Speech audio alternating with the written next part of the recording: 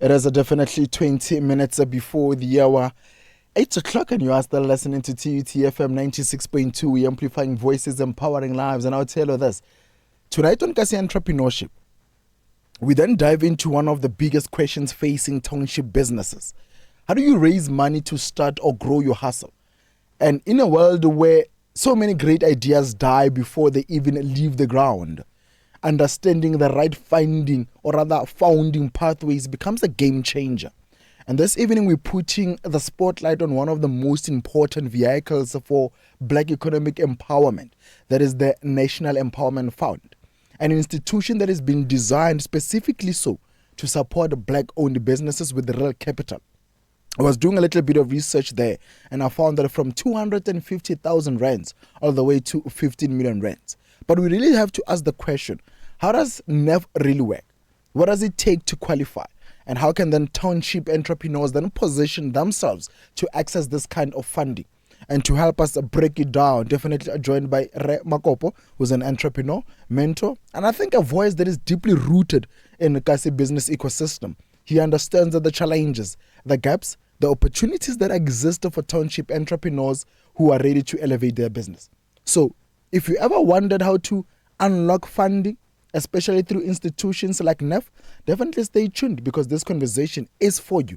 Ladies and gentlemen, welcome to another edition of Kasi Entrepreneurship.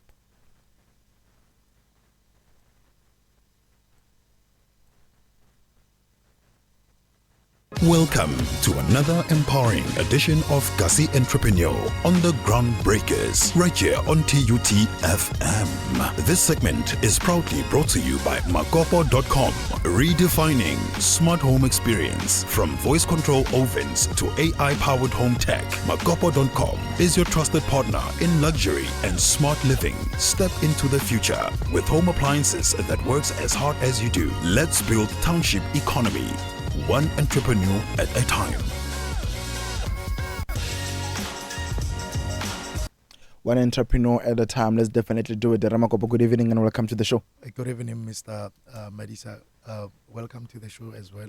Yeah. And then good evening to our listeners, our viewers at home. Yeah. And everyone who's supporting us across all the platforms. And the people on your TikTok, Liseja, please do assist there because people start seeing me and then they wonder, oh, right too.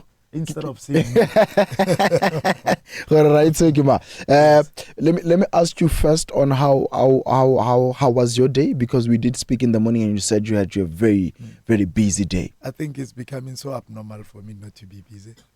And the day it's a gap. Yeah. Because somehow I'm used to this thing of like just busy schedules. Yeah. And then I think that's the only way. And I was speaking to one friend of mine a couple of years ago. Yes. When things were starting to be okay for us, right? Yes. When things were starting to become a little bit lighter. And then she even sent me a voice note just about a couple of weeks ago. Yeah. When life started becoming okay for us, we started becoming scared. No, it's so because we then used to that certain amount of poverty. And when 2 months goes down the line, but what's really happening? It's quite important because, Mr. Marisha, what we do. Come on, Liseja, try to fix that, Kimba. On my side, what I do is I really embrace those moments. People, they don't want hardship. Sometimes, you know, they can just stretch you. And like I told you before, like, sometimes you will feel like you are somewhere in a pit of despair and you are so helpless and everything. But most of the time, this hopelessness prevails in our lives. Yeah. But it's quite important for one to actually to go through those moments. Hardships. Yeah, the right word. Hardships. Yeah. I get it. Yeah. And not unless you go through those hardships. Those are the character building moments. And please do remind me at the later stage, at the end of our conversation, I'll try to play this other TikTok sound. Yeah. It said that we had to go through Butluku board because if we didn't go through it, we wouldn't be where we are. And I always say when I look at myself in the mirror, I'm very grateful to my ex and I'm very happy that now you are alive to it.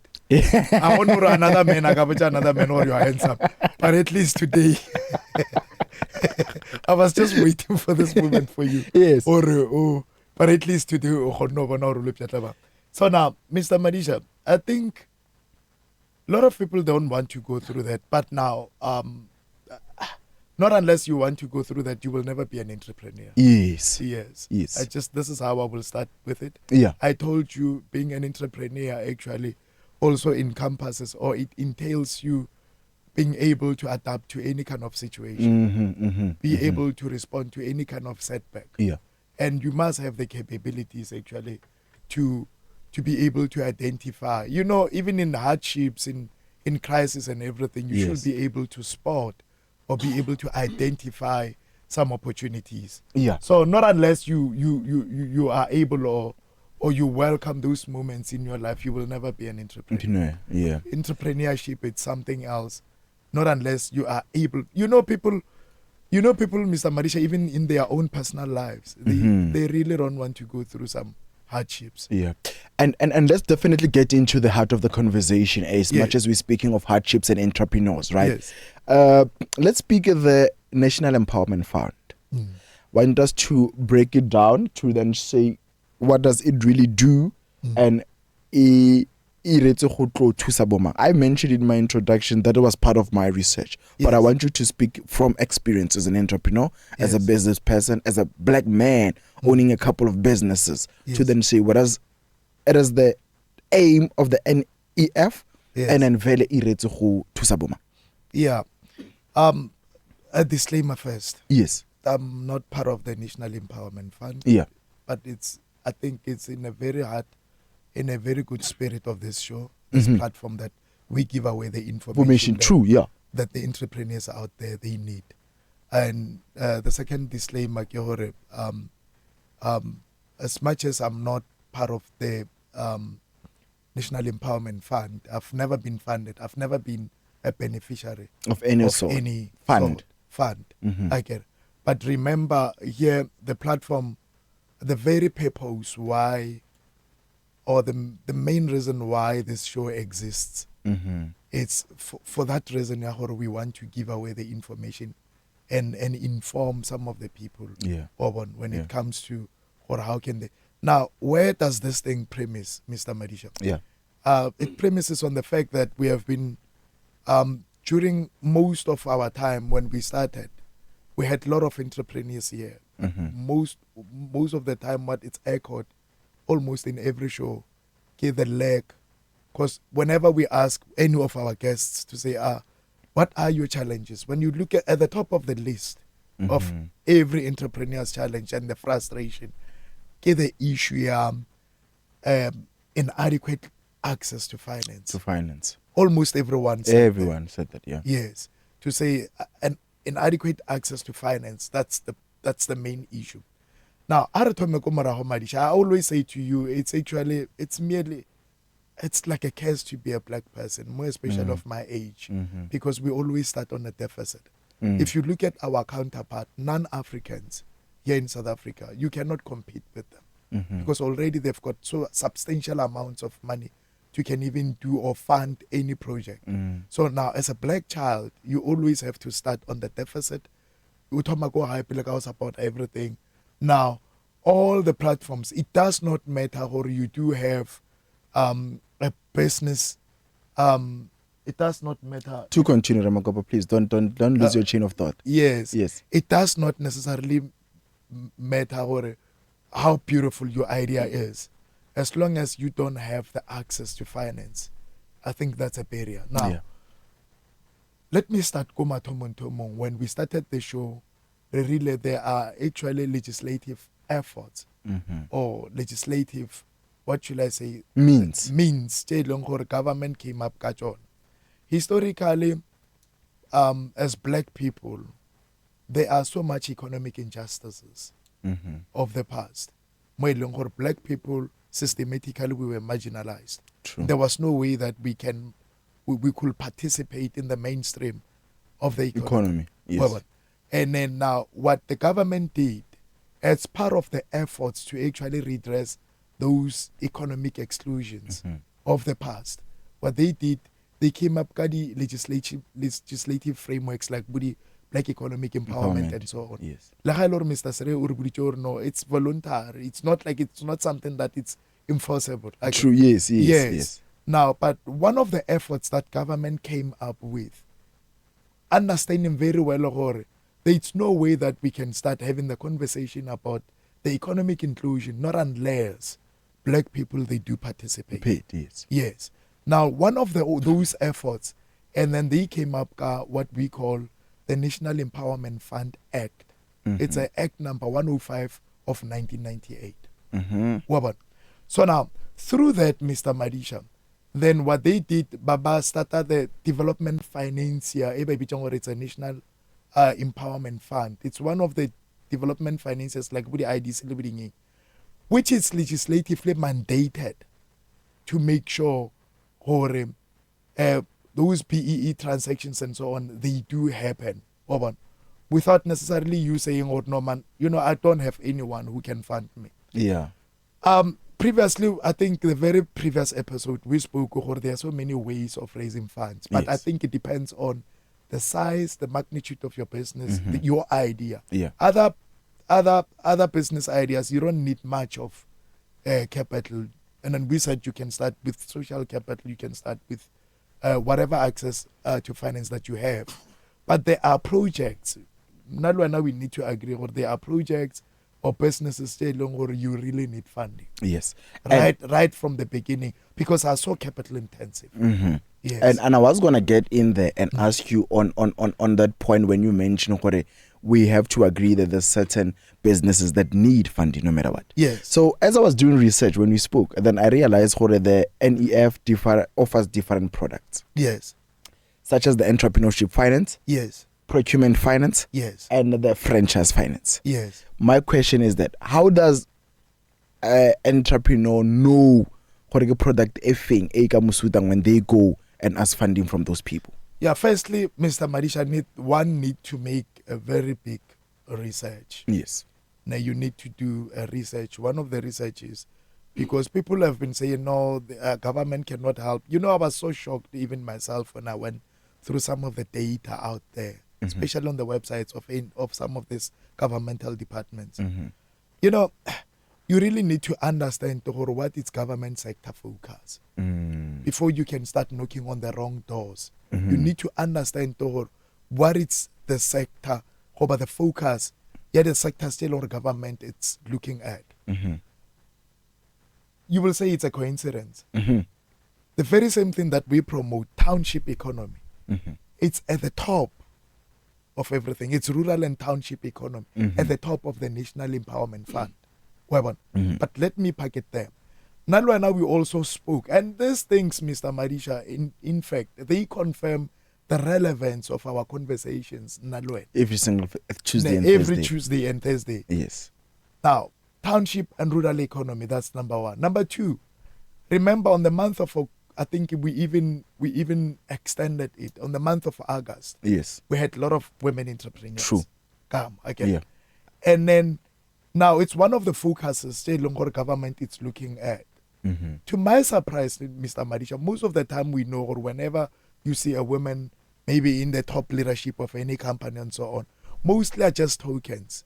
To my surprise, the real data down there shows, or no, these are not just mere token measures, or it's just to tick the boxes. The reality or the government have been empowering women. So National Empowerment Fund does not only give those products or help Kadi products. Yes. They've got both non-financial support and the financial support.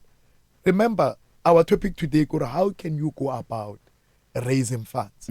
Right now, most of the time we focus on the financial support side of things. Yes. There's no way you can reach there, not unless if you understand the non-financial support thing. Yeah. So now, one of the products, we will talk about the franchise finance. We will talk about the procurement finance. We will talk about, what is it that the other one that you The entrepreneurship. The entrepreneurship finance. Yeah. But the most important thing, which it's actually the desire of my heart, where we should start, get the Women Empowerment Fund. Okay. Yes. Okay. Which is quite very important, because there's a point that I really want to illustrate there. Yeah. All right. Okay. Hold that thought there, because just after a couple of minutes, we'll take a very quick ad break. But Yes. because we're still on those 3 products Yes. that are being offered by the NEF. Yes. Apologies for that. And I mentioned the Entrepreneurship Fund. Yes. Finance. And then Yes. for me, that was my point of conversation when I told you. But because we'll then move to the Women Empowerment Fund, let me then ask you to then say, for entrepreneurs that are starting out, Yes. what does the Entrepreneurship Finance Fund look like in practical terms? I think in practical terms, it's what they call Imbeu fund. Mm-hmm. And this Imbeu, it simply means seed capital. Mm-hmm. Ne, Imbeu, I think It's a seed. Yeah, it's a seed. Yeah. Yes. The aim of this fund, or this entrepreneurship finance, the aim of this fund or this product, it's actually to help businesses still when they are starting out, because they also accommodate the new ventures.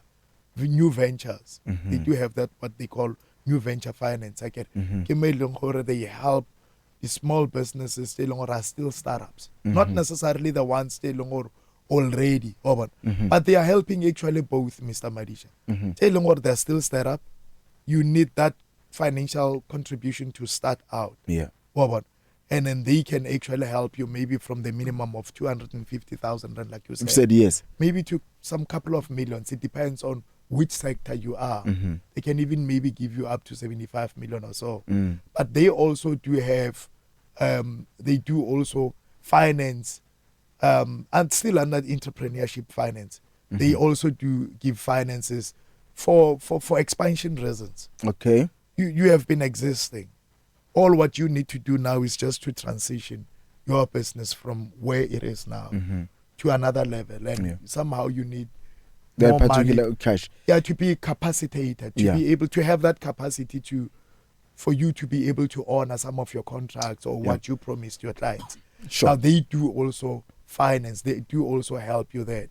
But also they can also give you non-financial support. Where they will give you the training and certain things. Yeah, I guess that was my gist. I think I should have put it into then say on practical terms, what does the fund offer? Because let me say it's me. I want to start out a clothing line. But you said we must look into the government sector focus. You just can't start out something during the government is not That's really not focused there. Yeah, it's not really looking into it. But let's say if I were to then say government sector focus, farming. Yes. Ko mabuluka kwa or just ko Litlhabile or ko Makau ke kra plotonyana, and I was start there. Yes. What would then they offer in terms of Before I can even go there. Yeah. The other thing that I forgot to mention under the entrepreneurship finance, the other thing that they do offer is the issue of the acquisitions. You don't always, Mr. Marisha, for you to be a business person, you don't necessarily need to start something from the bottom. Remember, the risk, it's way too high. Now, to mitigate that risk, you can actually buy a stake into a business or it's already existing. They do also help what they call acquisition over the equity finance. Oh, okay. They buy the stake for you, but they also they will have vested interest because their money is there. Yes, true. But now they can also walk the journey with you maybe for 5 to 7 years, depending on the type or the nature of that business. Back to your question. Yeah. Let's say maybe you I are start in a farm. agriculture, you start a farm. Yeah. They do help. It's what they call it's rural, township and community development finance or fund. Okay. They do have something like that made long, or they help businesses stay long, or they are. And one of the key criteria, you must be from the township. Geographically, you must be from the township. You must be belonging to maybe a community or so. They don't only help individuals, but also the cooperatives. Agriculture, they do help with agro processing and also like other manufacturing of for you. Let's say maybe you manufacture the juice from the agricultural products as well. They do also help. That is why, hence I said to you, it's quite important for you to understand the sector focus. Government, yes. So hope they do help, Mr. Madisha. Still on the township, rural, and the whole thing. You know, our government is doing quite well, Mr. Madisha. Let me break it down for you. In the past 10 years, they've released almost like 2.1 billion to township businesses. And out of that, Mr. Madisa, out of that, over 50% of that money went to black Owned. no, all of them went to black owned, but specifically over 50% of that money went to women owned businesses. Proper stuff. We must In give the credit where it townships. belongs. What? Yeah. In the townships. Now I thought all these malls, all these fuel stations, everywhere. Most of the people, they are millionaires and bastard. Government they assisted. They do have strategic partnerships, collaborations, lead fuel station brands. Okay. And then in that sector alone, government released 885 million. Ne 885 million to a lot of fuel stations. I think 100 of them.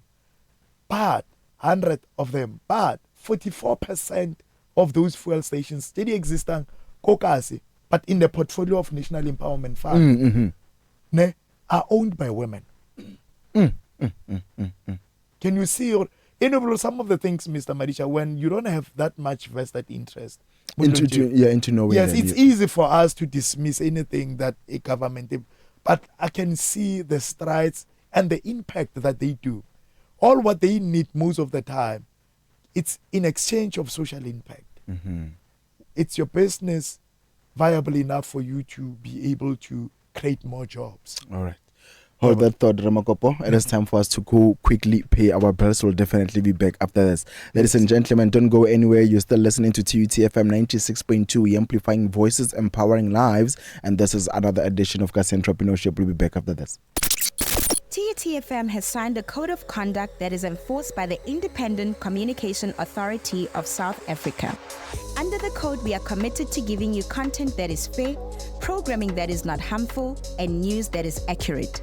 If you think that we are not living up to the code, then you can lodge a complaint to the station manager. Direct complaints to mahapaek@tut.ac.za or call 012-382-9719. We will respond within 7 working days. If you are not satisfied with our response, then you can escalate your complaint to the Independent Communication Authority of South Africa. Direct your complaint via email to bmashego@icasa.org.za or via post to Independent Communication Authority of South Africa, 350 Witch Hazel Avenue, Eco Park Estate, Centurion, 0144. Or call 012-568-3000. TUTFM 96.2, amplifying voices, empowering lives.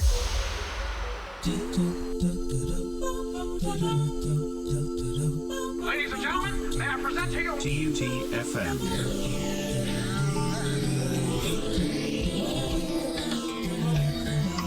Turn on the song, and I'll turn on the radio. TUTFM. Wait a minute. Hear this. Sanbonani, Sandy Drylona. Hey, what's up? It's Maya. Hi everyone, this is Mr. Vintage from the Love Soul Deep Experience. Is that Sharon? And you're vibing with TUTFM. All the hits, one station. TUTFM 96.2. I wanna be in your life until the night is over. Like and follow us on Facebook at TUTFM 96.2, on Twitter and Instagram at TUTFM_962. Add us to your favorites, and keep Radio On TUTFM. That's my baby, that's my baby, that's my baby girl. That's my baby girl, my baby girl. Yeah, this station's got soul. All the hits, one station. My heart goes la-dee-da, da-dee-da, la-dee-da, da-dee-da, la-dee-da, da-dee-da. My heart goes We're beautiful like diamonds in the sky. Pumping music. music. So you never miss a beat. TUTFM 96.2. Come on!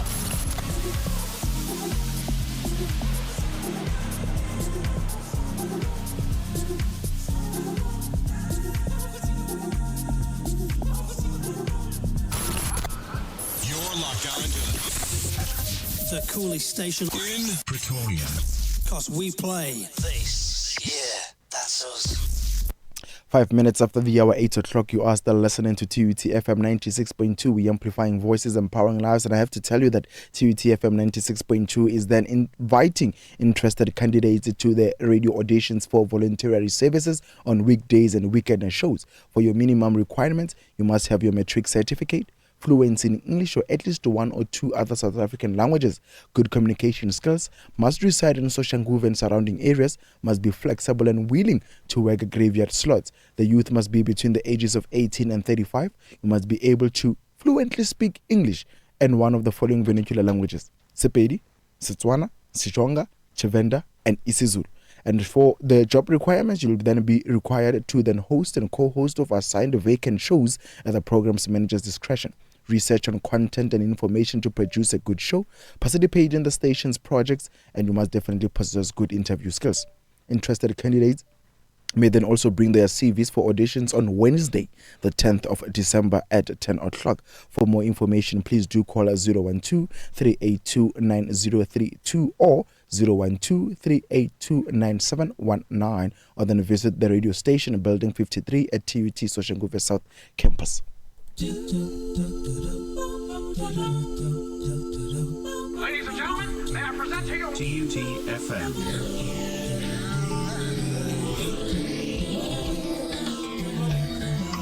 Turn on the sun, and I'll turn on the radio. TUTFM. Wait a minute. Hear this. Sanibonani, uThandi Draylona. Hey, what's up? It's Maya. Hi everyone, this is Mr. Vintage from the Love Soul Deep Experience. Is that Sharon? And you're vibing with TUT FM.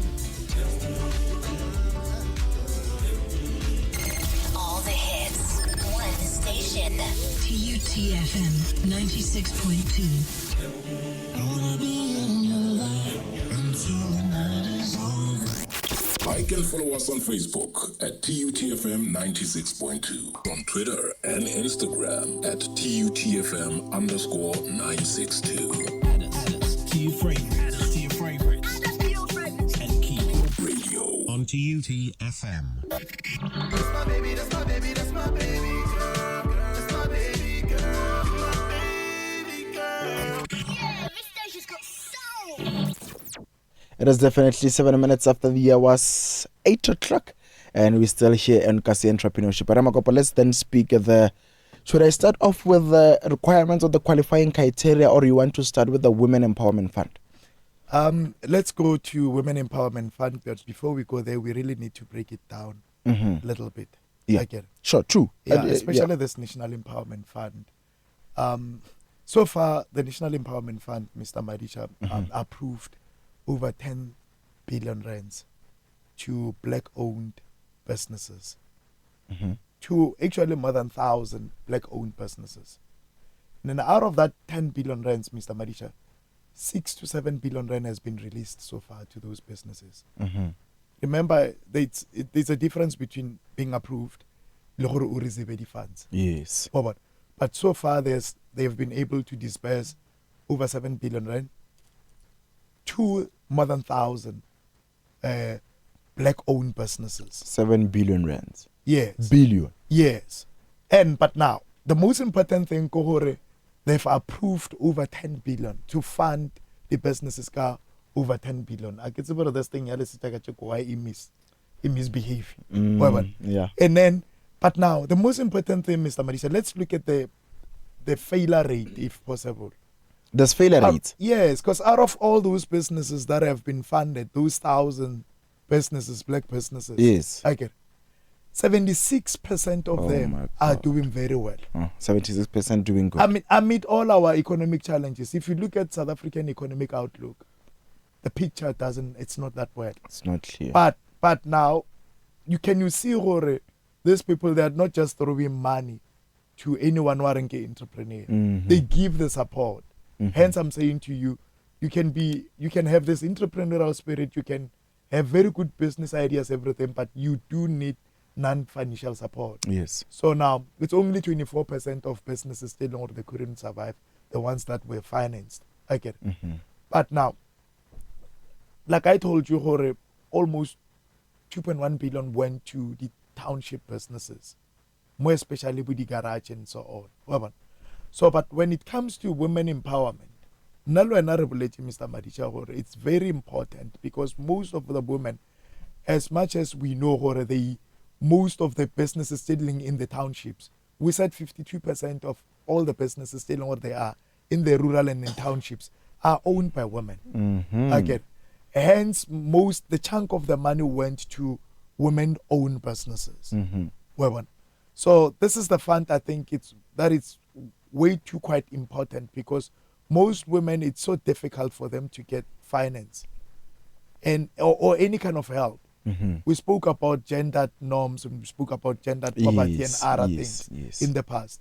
But this thing actually helps a lot. This Women Empowerment Fund helps a lot so that these small businesses still they are owned by women. But now you asked me about the key criteria. Most of all the funds that we spoke about, number one, you need to be black. Yes. That's number one. You need to be black. And then not only black. Let's say maybe you're buying into black and black from Limpopo or yeah, no, you must be black. Yes. You must be an African. You must be an African, yes. Yes. But now, if it's a business or it's not 100% black owned, at least depending on the sector, yes, at least 50.1% it must be black ownership. Okay. Depending on the sector, because there are other sectors where these restrictions are relaxed. I can't remember which sector, but I think one of the sectors you only need 25.1% of black ownership. Yeah. But also it must be not only black owned, but also black managed. Meaning they encourage they cannot just buy a stake for you in, let's say maybe it's a radio station like that. Yes. If Mr. Madisa wants to be part of this radio station in terms of ownership, local manager the business again. What they do, the National Empowerment Fund will invest their money here to buy the equity over the acquisition. Yes. Again. But firstly, one of the criteria, the key one, that business, 50.1% of ownership must be black. And also, as I was doing my research, and because you're speaking on that sentiment, yes, 51% ownership and actively involved in the daily activities. Exactly. Do you know what does that mean? Yes.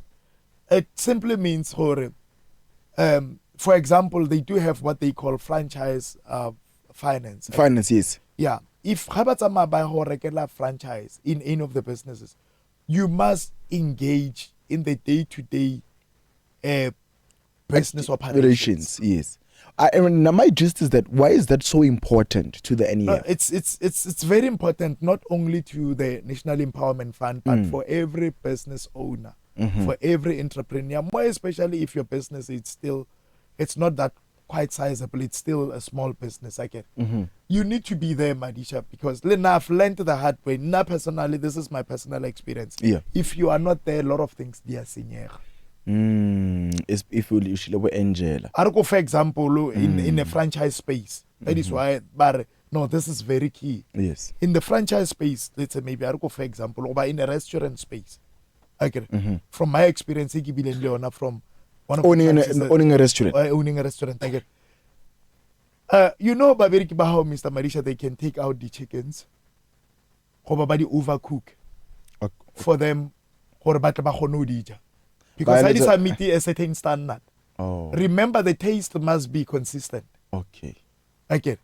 What they can do, they can just little bit overcook the chicken, or a reject. Oh. But Understand? I'm just giving you one of the simple examples and then because I know of certain restaurants or what do you call them? Food courts, if that's the case. Yes. If something doesn't come to a standard, it gets docked from their payment. Yes.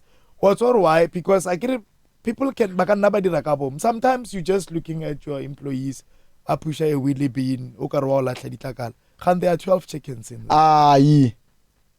Let me go buns. So I mean I'm trying to show you what is the importance of you being there, because you need to actually interrogate. But okay, let me cut you off so abruptly there, Makopo. You'll forgive me, but because this is a very interesting conversation. Yes. What happens if you have 12 of these stores? You can be there on a daily basis to all of them. But number one, you need to have control measures in place. You don't need to compromise on your control measures. Yes. Remember, I said to you, as a business person, there's a difference between being self-employed, a business person. When you are a business person, you will also have the standards, procedures, and systems in place to make sure you run the business. You know, for example, you need to understand. Let's say maybe we run a restaurant. You need to understand how run a restaurant. What should be your gross margins? How spend the guy? What's everything? The moment the numbers, these are number, you need to start now questioning a lot of things. It's either at the back, there's a loss somewhere at the back. Your manager, how about deliver the chicken still frozen? Number one, maybe how say the weight, selling frozen, and does not take out the weight. Frozen. Oh yes. Well, remember when you paid for the moment the chicken is frozen, you paid for metal, you even paid for the weight yellow box. Well, so now you need to double check the is there somewhere where we are dropping the ball? Is there somewhere where we are relaxing? Well, understand again. So now you will never know, not unless if you've got systems in place. Yeah. But you need to monitor as well to make sure. So this is the most important part. As one of the key elements, they're saying this is a prerequisite for us to be able to buy a franchise or to fund you when you buy into another business. You must be actively involved. You must always be there. All right. I told you I relaxed myself, then only to realize later, or I've got maybe some ghost employees through my payroll. Yes. So now to avoid those kind of things, you really need to be there. Yeah. And then I will take you on a very pregnant point and a very important one, but let me just then reiterate this. Yes. So Sister Raka used to work at a certain company. I will not mention it, but I think really too much. Yes. Like I just lappy seats. We want nothing to do with it. Don't mention it, but I think we know, right? Everyone knows. Roll on. They roll on every day high. Right?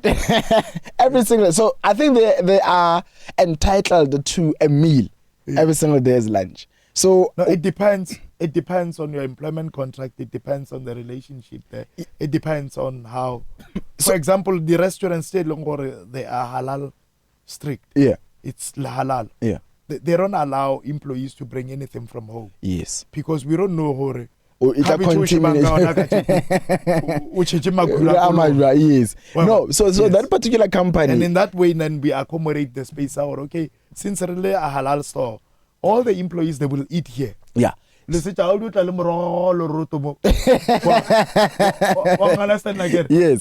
no, that company that we avoided on Tuesday that we used to go to, it does have that in their policy, right? They eat. Right, yeah, they're entitled to lunch, yes. So I think they edit a lot to a point that yes. No. Mo. Ne? So that's when you said I wanted to take on the point that consistency. The spice has to be consistent, that the taste has to be consistent. Yes. That particular brand doesn't have a consistent taste. Because Mabani, I think Mabani, or today, in the morning, I had a bite of it. Salty as, should I say as hell? Is it the appropriate word? salty SL if ever the hailing It are was- fit it was salty, yeah. and then when you say then the issue of consistency in tasting, they don't follow that line. That got by maybe there's no manager or who comes and tastes to make sure that whatever is being cooked is up to par, is up to consistency. Now, considering you walk into your store and you realize half of the stuff they are on WhatsApp. Oh man. Some are on TikTok. Some are on other social media platforms. I get it. Very wrong. I get it. So that is why I'm saying to you, Hore, it's very important. Not only on the operational issues. Remember, you can make a very loss. Not necessarily but also the issue Hore, you are not managing things well. Mr. Madisa, when I bought the restaurant, it's a franchise. It's a well-known franchise. I get it.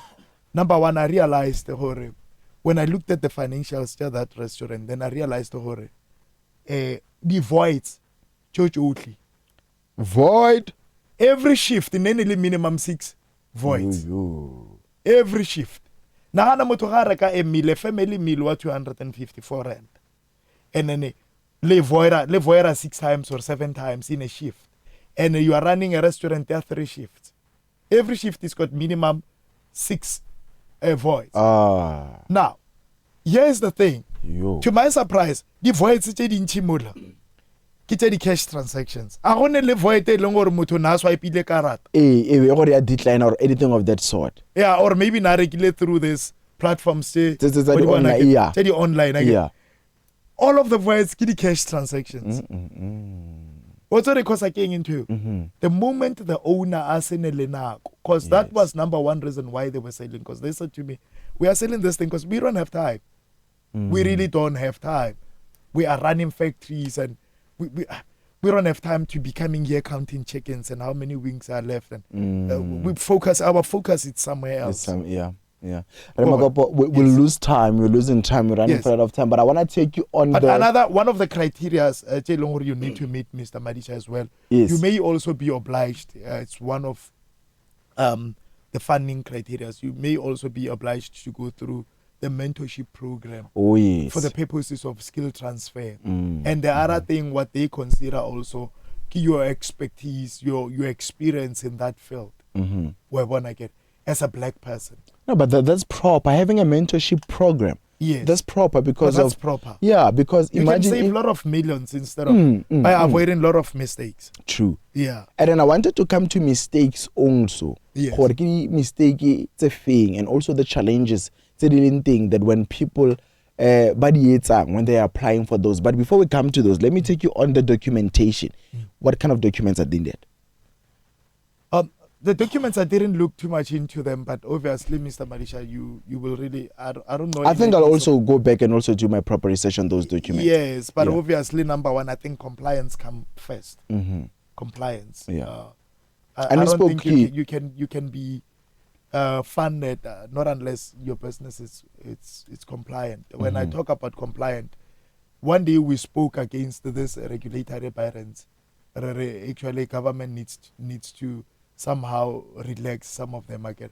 But compliance, like for example, being in a good standing in agencies like Budisars, the receiver of revenue, you really need to make sure how and the other thing, I think maybe they will also, cause one of the things that they listed more like so in business how it's commercially viable.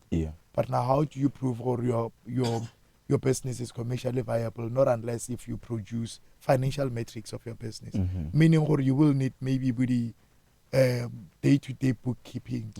And you will need with the financials of your business, or annually for this financial period, this is how the business performed. And this is how much it lost. You will need with the income statements, with the balance sheet to be able to see how far you're doing. You will need those things, and it's part of compliance also. All right. And then you will need, obviously, the services, some other professional services, the accountants and so on. Yes, and we didn't make mention of that the last time, but let me then put the question in like this, how important is a solid business plan when it comes to those founders? And what's a solid business plan? What does founders look like and look at when they're looking at your business plan? Mr. Madisa, every business idea, when you generate any business idea, it sounds beautiful. The right way, what is the right way? It sounds very beautiful and everything. I was reading in another book, one of the guys. It's actually maybe the richest person in the world. Yeah, about like the business idea, or maybe I start a business. The microchips car, the monkey. Oh, but to him it makes economic sense, whatever again. But the most important thing, Mr. Madisha, to your question, you really need to compile a business plan or does have a business case or it's very propelling for any investor that you can buy into. Because they look at certain things. Number one, that business idea must make economic sense. Yes. Number two, it must be something a little bit commercially viable. Because you cannot be in the business for the sake of it. You are in business. Number one aim of every business is to make money. Yes. So now, luckily enough, government does have like WIDICIDA, other agencies that they work hand in hand with the National Empowerment Fund. Leona National Empowerment Fund, they do also offer the non-financial support. They can even maybe outsource this function. Baka fire service provider to help you as Madisha to put together a beautiful business plan. Yeah. Now, you've got a very business plan, but you just don't know how to put it. To put it in place. Yeah, it's like you know yourself very well, but you're not that good when it comes to articulating yourself. And expressing yourself. Yeah. So, yeah. That's what I learned. When I get I can't really articulate. But you, yeah. Please do zoom me there, Angela. Yeah. Have the people see me. Oh, sorry, the first person who yeah, because I'm more than yeah, give me the word. But Saber? Yeah. But also another point, Ramakopa, before we close, because we have to close in just a bit. Yeah. I love the issue that you made about investments. You know, I've always looked at, sorry for that, when you said, let's start businesses. People, let's start. That's your closing sentiments every time. Let's start businesses. And I've looked at myself and said, I don't really have the business bone in my body, but I can be an investor. I was driving around in a V-Class. Yes. Saturday. One of it's the latest editions of V classes. Wow. Was sitting in the front there, was being driven. What a magnificent! How I so wish. That car, Ramakopo. And I'm sitting and I'm wearing Angela. If I bring you to the mic a bit, you wanna tell them what I was wearing? Yeah. A Zegna. Wow, no, really kota. So the emotions is that I can do this on a daily basis. Become an investor. I can look into businesses that I can invest and then have them generate money for me. I don't think I can do with the day-to-day operations. Maybe unless I find out something that's for me. Yes. Like this, I can give it 120%. If I'm doing business into the arts, that I can give 120%. But if I'm going to invest in Angela's electrical something and something, Mr. Madisha, I think the other way, I'm not sure if I will be wrong. Ne? As much as you would like to be the investor, which is an easy way actually for you to own a business, it's just to throw money there and someone will be running those. There's a risk also attached to that. I get it. But at the same time, it does not necessarily mean Sanju ube now ube a lazy person. Because as much as you will be investing in other people's business, you really need to understand the kind of business. Yes, you really need to have the entrepreneurial mindset as well. Okay, and you really need to invest in yourself. Equip yourself when it comes to business matters, because what takes part of you investing, it takes another knowledge. You need to, number one, be able to fundamentally analyze the businesses before you can invest in that business. You need to analyze the finances. You need to analyze the management structure. You need to analyze even the history of that business, or this is where it's going and this is how. You need to be able to analyze those things. So you're looking at the financials of that business. you can't even see if there's a business resilience when it comes to you don't even see, or is this business liquid, or it's almost technically insolvent. Where now all what you want to do, go, or as long as it's a business or it's well known, you just want to invest in there. So you should be able to see, or as much as this business is doing very bad, all what it needs, maybe it's a proper turnaround strategy, and then very soon, if you turn it around, it can become something bankable asset.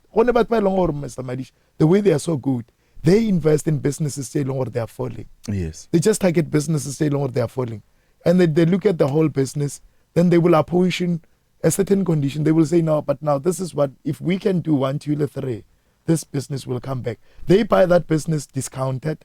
Very soon that business, it's functioning, it's doing very well. They just throw a little bit capital injection because they can see the potential in that business.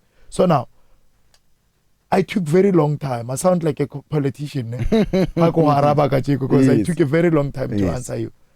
As much as you want to be the investor, Mr. Madisa, you must be very entrepreneurial. True. Be able to analyze businesses. Sometimes, as the entrepreneurs, we take risks. We invest. It doesn't make sense. It doesn't make sense, for you to invest. We'll definitely that was start do a that. business. I actually Onoroko Kachik.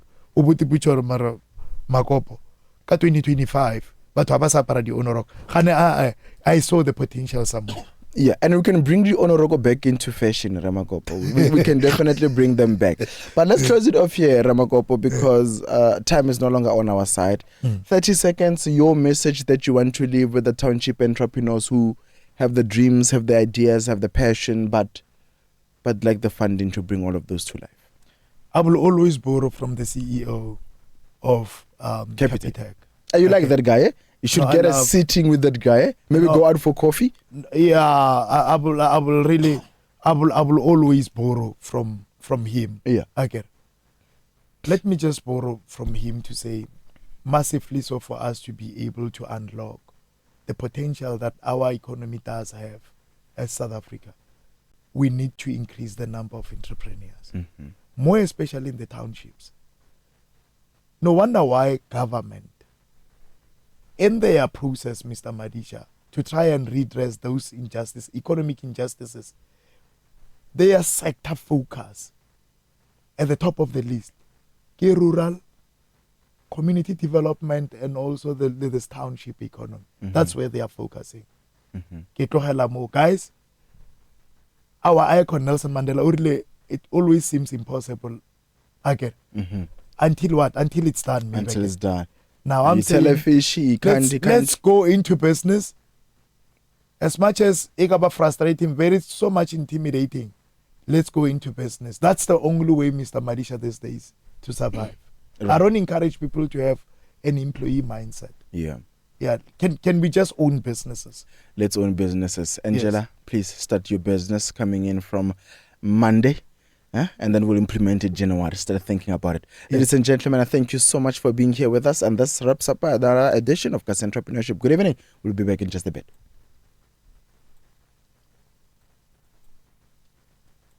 That wraps up today's edition of Kasi Entrepreneur on the Groundbreakers. A big shout out to our visionary sponsor, Makopo.com, your home of premium, intelligent appliance designed for comfort, class, and convenience.